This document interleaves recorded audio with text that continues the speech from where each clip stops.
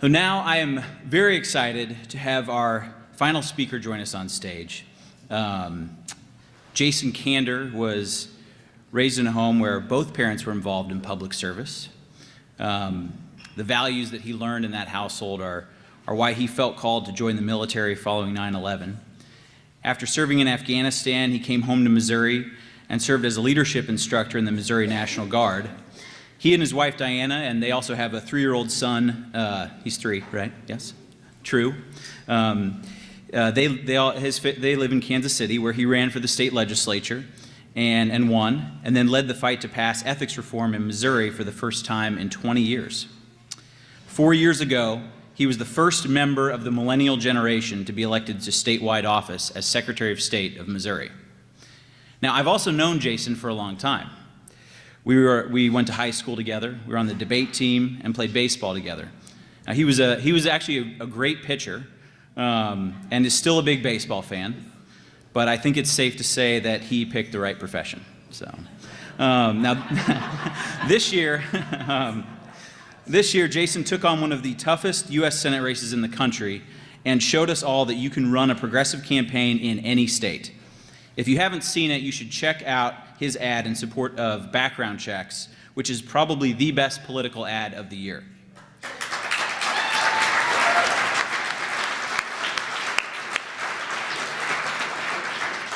With that ad and with his campaign, he proved that you can run on your convictions. You just have to be willing to stick up for what you believe in. So help me welcome my longtime friend and a true progressive champion, Jason Kander.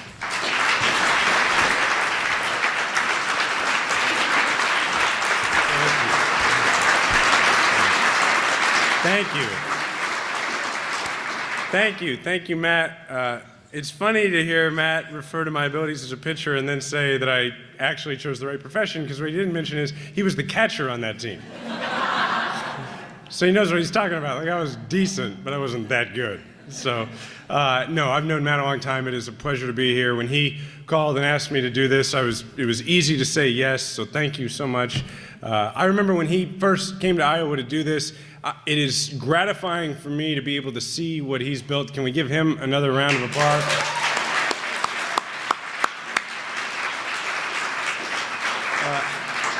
Also, I really enjoyed getting the opportunity to meet Congressman Loebsack, who I think is still here somewhere.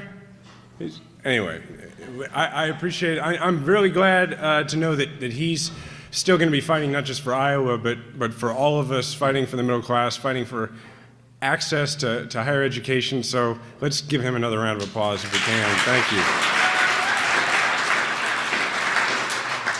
And Sister, thank you for your speech. It was a Catholic school, and I was the only Jewish kid. So I enjoyed listening to your talk. It took me back. So anyway, so thank you as well. It's all right.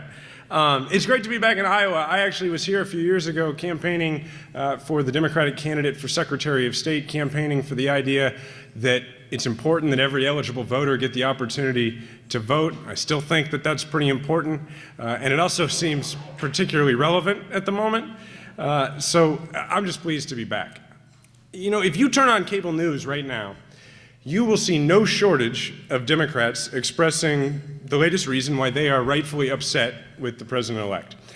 And look, I voted for Hillary Clinton, and there's just about nothing that I agree with Donald Trump on, there's no doubt. And since the election, I have not been particularly impressed with the decisions that he's made.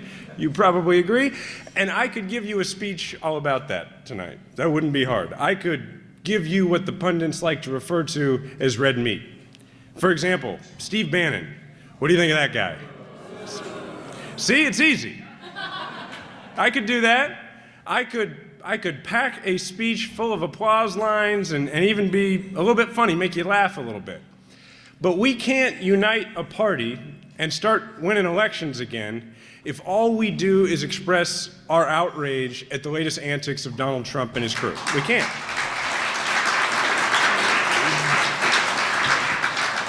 You know, Democrats actually tried that in 2016, and it actually did not work out all that well. So going forward, what we have to do is we have to make sure that we are not defined as either pro-Trump or anti-Trump. To be progressive is to be interested in solving problems. And I believe when you look whether it's the economy, education, the environment, or equality, I am a progressive because I am interested in solving problems. And I believe that we have to take an honest look at ourselves and how things have gone, and we have to recognize that we have some problems worth solving, and that that's pretty important. In the past 4 years, I have run statewide in Missouri twice. I have won once, and I have lost once. And both times, I substantially outperformed the Democratic ticket in a pretty red state. In November, I received more than 225,000 more votes than the presidential ticket, and I kept my opponent, the incumbent senator, to less than 50% of the vote. So how did I outperform the presidential ticket in a red state in every single county in my state? I did it by being unafraid to put forward a progressive argument based on progressive values that was unapologetic in my state. I did it by not in any way apologizing for the letter next to my name on the ballot or trying to run a conservative campaign. That's how.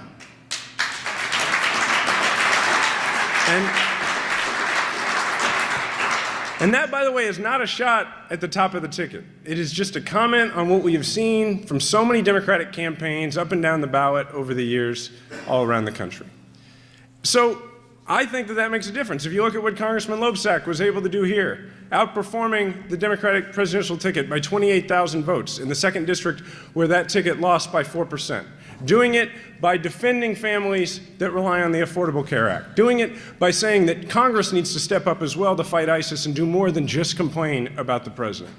That is the right way forward. And when you take that approach, when you tell people what you believe, they reward you for it. I told audiences that Black Lives Matter in Ferguson and in rural parts of my state. I told folks that the minimum wage matters when I was with janitors in downtown Kansas City who were underpaid, and I did the same thing with rural chambers of commerce all across my state. And when folks came to me, small business owners, and they talked about the minimum wage, I told them that I thought it was important that their workers also be able to be customers in their community so they could buy goods and services, so that companies could hire more people to provide those goods and services, which would benefit them and every other business.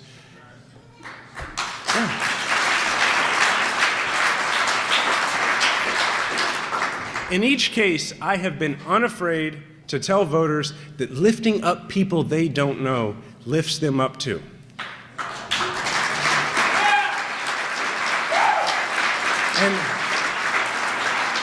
And look, they may not agree with me on every single issue, but they knew that I believed what I said, and they knew that I cared about everyone, including them. And I just simply think that that's what we got to get back to doing. Essentially, what I did in my campaign was I just made my argument. I made my argument, and that made a difference because, look, in a pretty red state, I lost by 3 points on the same day that Donald Trump won by 19 points in my state.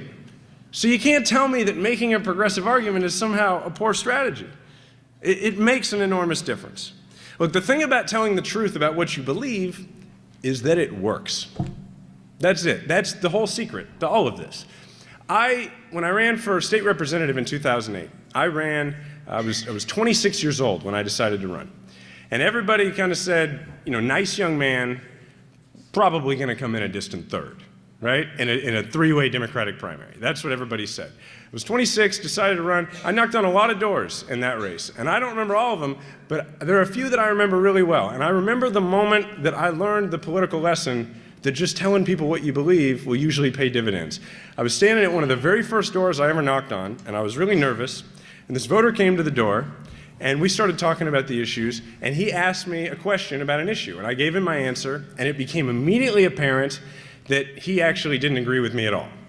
And I had just seen this stuff on TV. I didn't know any better, so I start trying to spin the guy, right? This is what I saw politicians do on TV. So I start telling him why really my position and his are really just about the same.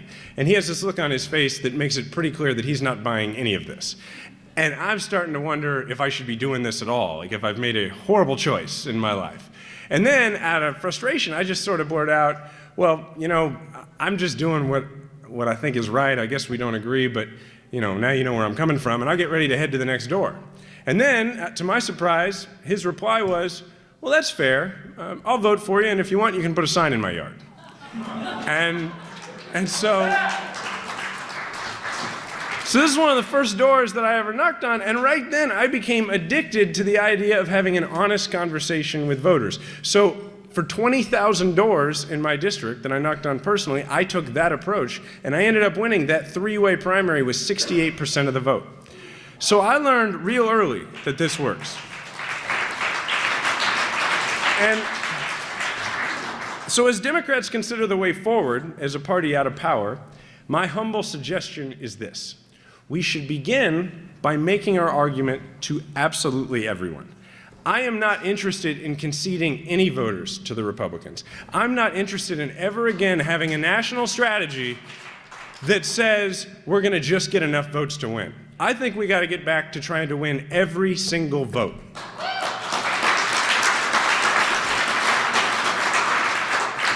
You know, look, I know that the president-elect won here by about 10, and I know that there's reason for you to be discouraged, and I know that you also have some really important elections coming up in 2 years. So it is important that we don't spend any time being discouraged. It is important that we take back the governor's mansion here. It is important, yeah.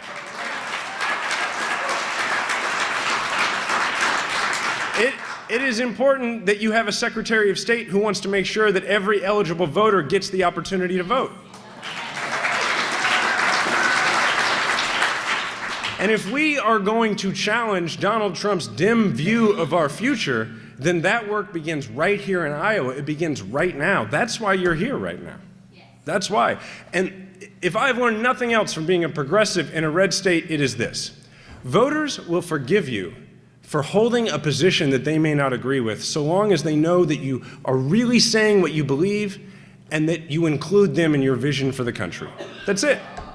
It's that simple. I'll tell you, when I think about the 2016 election, I think about it as an analogy. You were saying you're an attorney. I think about it as an analogy. Imagine that you're a juror in a trial, and it's closing arguments. And the first lawyer comes out for closing arguments, and the first lawyer makes a 10-minute, very passionate, sometimes a little incoherent, sometimes offensive argument, but a very passionate 10-minute argument to the entire jury where at the end everybody knows exactly what that lawyer's reason is as to why you should vote for their client. And the next lawyer comes out. And the next lawyer in front of the entire jury goes juror by juror individually with everybody listening and explains to each juror why they personally stand to benefit from voting for that lawyer's client. And along the way, very noticeably skips 2 or 3 of the jurors because they've decided that they're probably not going to get their vote anyway. Well, the people who got skipped are obviously not of the feeling that they're included and are very unlikely to vote for that client to get the verdict anyway. But the people who heard that very customized argument, while they might have been convinced at the time, doubt the authenticity of it because they look to their left and their right and they see that a completely different argument was made to the people next to them. And they have trouble remembering what the overall reason they were supposed to find for that client was. Now look, I want to be really clear. I'm not saying that we should stop talking about issues that affect certain Americans more directly than they affect others. I'm actually saying the opposite. I'm saying that those are the exact issues that we should passionately argue to everyone about. That is how you win an election, and that's what we should do. When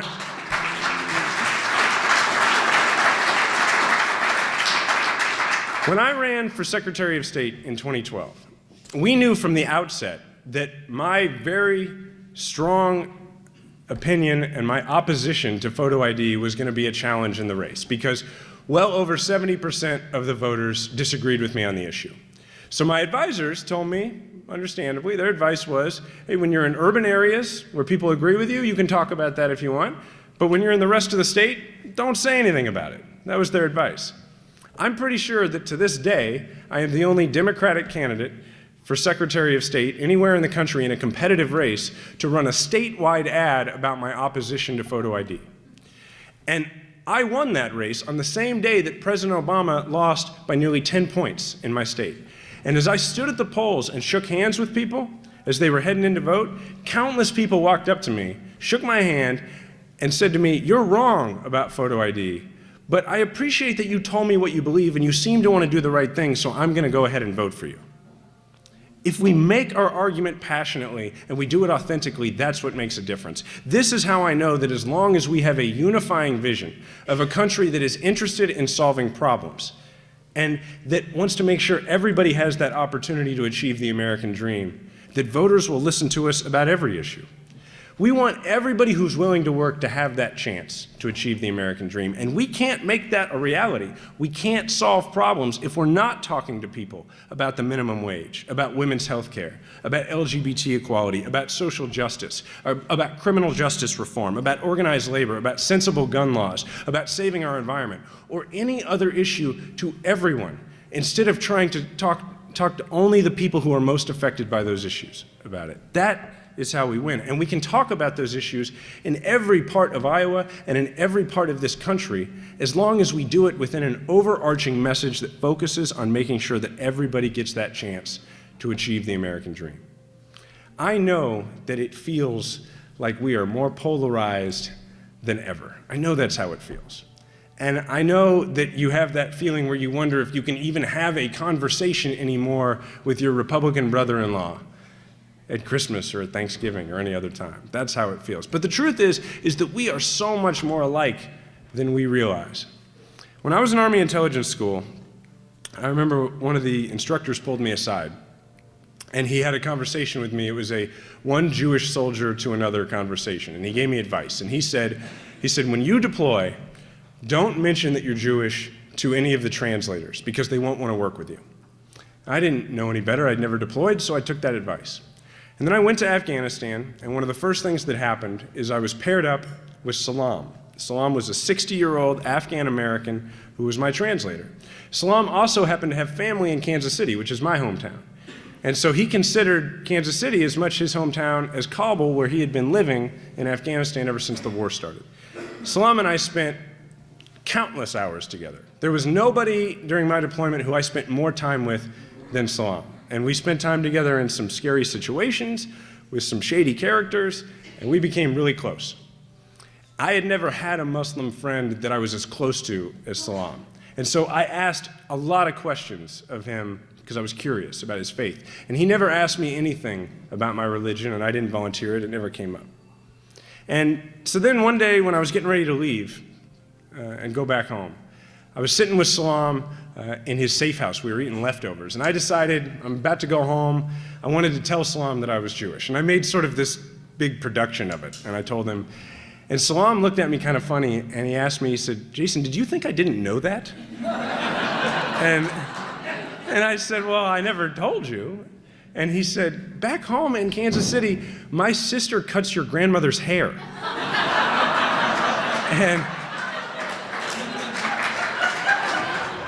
And then he looked kind of upset. He looked kind of offended. And he said, "Did you think I would care?" And I told him the story about intelligence school. And then Salam said something I will never forget. He said, "Jason, over here, we are just a couple of Americans who the bad guys would very much like to kill." So I say, let the other side pit Americans against one another. Let them be the ones who divide everybody up into different segments. Let's be the unifying force. There are enough people in American politics who want to divide. Let's be the people who bring folks together around a unifying vision. That is the way forward, I believe. Look, I know that it's hard right now. I was getting around the room talking to people, and there are some folks who are understandably a little morose, and you deserve credit for being here anyway. But there's some of that going around. I understand. It's hard. As a party, we have lost elections before, but it hasn't always felt like this. This feels like a bit of a punch in the gut. I know that it does. And there is a part of you that feels that you want to quit, and I understand that. But it is more important right now than maybe it has ever been for you to have that feeling of realizing that this is maybe as important as it's ever been in our lifetime, certainly, for you to stay involved and for you to stay in the fight. And if you have even the slightest inclination to quit, the slightest inclination to throw your hands up in the air and just blame your neighbors for how they chose to cast their ballot, then I came here tonight to wake you up and to beg you to get back in the ring. Because a strong, safe, vibrant democracy is not something that we get to take for granted. And if we are going to pass on the greatest country on earth to our children and our grandchildren in a way that is recognizable to us, then that is going to take work. I have seen up close what it looks like when people completely lose faith in the ability of their leaders to actually respond to their concerns. I have seen it taken to its extreme in Afghanistan, and it is not a hopeful feeling. So I don't think we should move even 1 inch in that direction. That is why I came here not to throw red meat, but instead just to offer you real talk, because we have hard work to do. It is hard work ahead of us, but the good news is it is worth it, because there is a new generation that is stepping forward in this country right now. And don't believe anybody who tells you that this generation is lazy or that it is selfish. This is a generation that is more interested in solutions than in ideology. And it is a generation that does not measure the patriotism of a politician by their eagerness to send other people to war, but instead by their willingness to do what's right no matter the political cost. That is how this generation measures it. And it is a generation that knows better than to let any politician, even a president, tell them that a changing country is a declining country. And more importantly than maybe any of that, it is a generation that is eager to hear what we have to say about how we take the greatest country on earth and make it the very best version of itself.